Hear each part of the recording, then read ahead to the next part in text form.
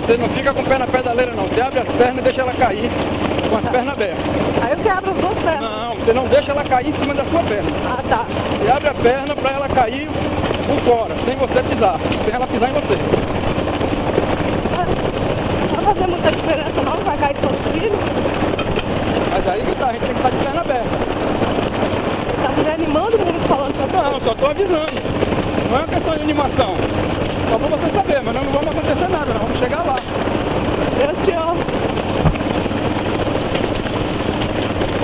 Espero que eu lembre disso se acontecer alguma coisa. Vai lembrar.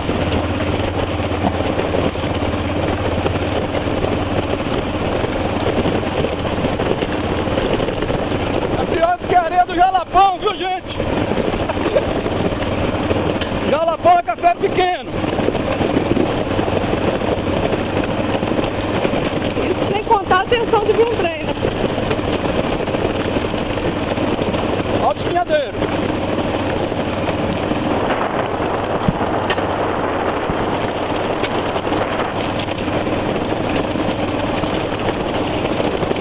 Oi!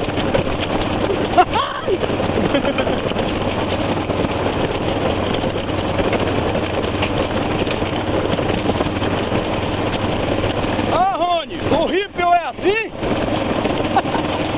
Ah, Rony, eu queria saber se o Ripple é desse jeito.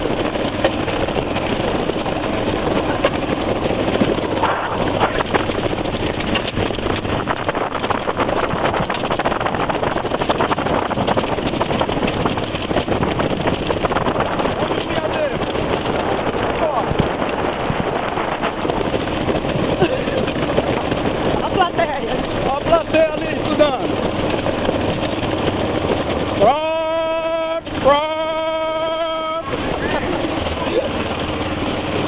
Só falta a gente cair na parada.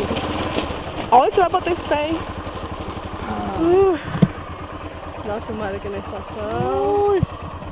Eu filmo a minha cara agora tremendo, os braços tremendo. Bora lá. Agora